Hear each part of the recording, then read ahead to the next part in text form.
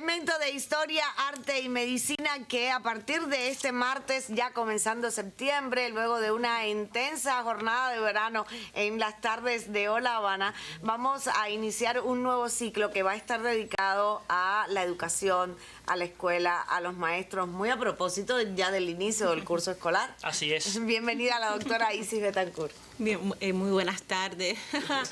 Después del verano, con los temas que hemos tenido, cuando dije educación, todo el mundo se ha quedado, no se asusten, sigue siendo igual de interesante, creo yo. Ustedes al final, con sus comentarios, me dirán si tengo o no tengo la razón. Pero sí, me parecía muy apropiado, pensando en qué íbamos a poner en el mes de septiembre, pues hacer un ciclo pensando en la educación. Específicamente esta tarde, yo lo que les propongo, Sandra y Fidel, es que veamos educación y comportamiento humano. Que parece que de eso sabemos mucho, pero les puedo asegurar que todavía nos queda mucho por aprender. Y déjenme decirle que relacionado con la educación, lo primero que quiero traer en esta tarde, el primer punto de reflexión es sobre instrucción y educación. Fíjense que son dos elementos muy diferentes, dos procesos muy distintos. La instrucción pues implica adquirir conocimientos, también la adquisición de habilidades, pero el proceso educativo va más allá. El proceso educativo pues tiene que ver o está relacionado o dirigido a la formación de la personalidad, y en eso se incluyen cualidades como son la conducta, la moral y otra serie de características que forman parte en realidad de lo que también incluye el comportamiento humano.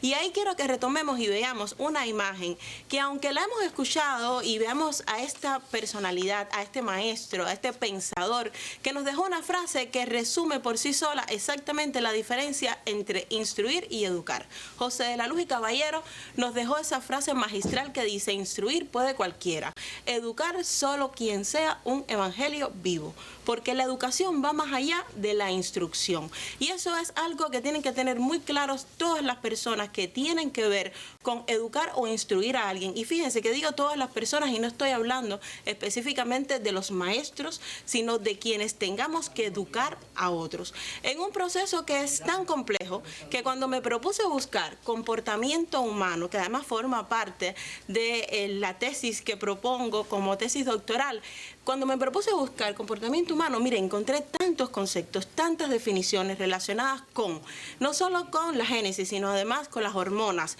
con los fundamentos de la psicología, relacionados con los comportamientos a lo largo de la historia. Los conceptos fueron tan variados que al final decidí quedarme con uno que, desde mi punto de vista y desde de otros especialistas, resume muy bien desde una teoría muy conocida por casi todos, que es la teoría de la educación avanzada, liderada por la doctora en ciencias Julia Ñorga, y por un equipo de trabajo maravilloso, y que a partir de varios conceptos que hay, yo escogí el de esta otra doctora en ciencias, la doctora en ciencias Lourdes Borges, que ella nos dice que comportamiento humano es eso que ustedes pueden ver en pantalla en la imagen que a continuación les traigo. Pocas veces traemos palabras y no imágenes. Bueno, ahí ella nos propone ver el comportamiento humano desde la teoría de educación avanzada, pues como el momento en el cual está relacionado con todos esos elementos que tienen que ver con nuestra actuación, con nuestro modo de ser, con nuestro modo de hacer, con la solidaridad, con el compromiso social, personal, con el mejoramiento como humanos, pero también como profesionales.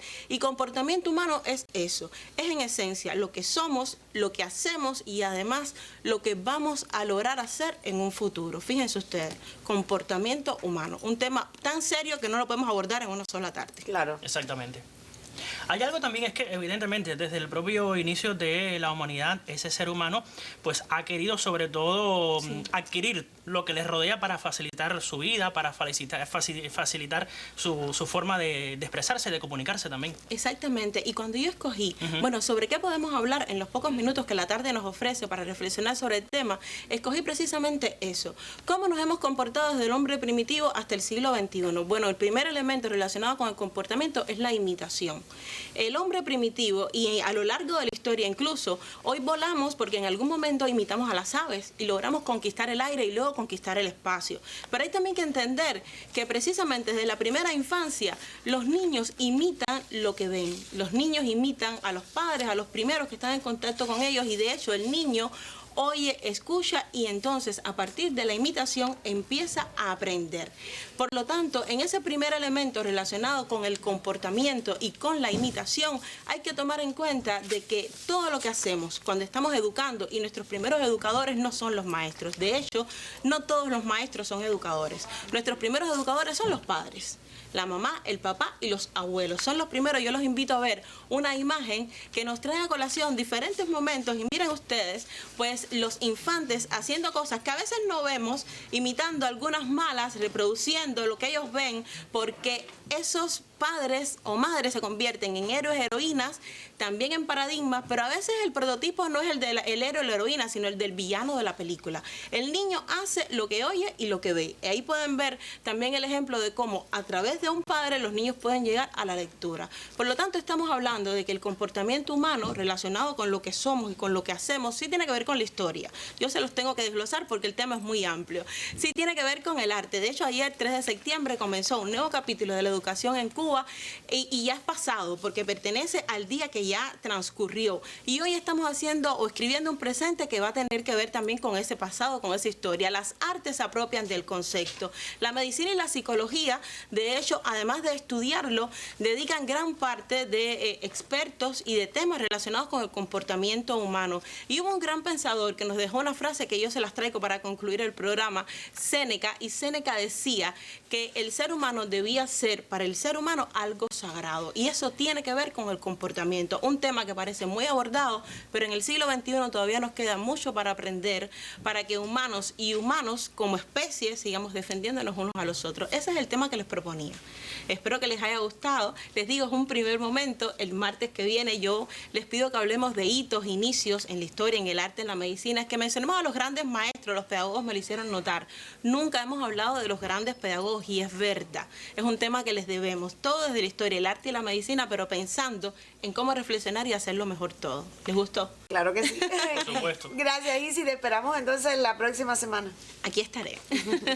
Te esperamos entonces. Primera tertulia a la tarde. Dielcy Jiménez está con nosotros a esta hora.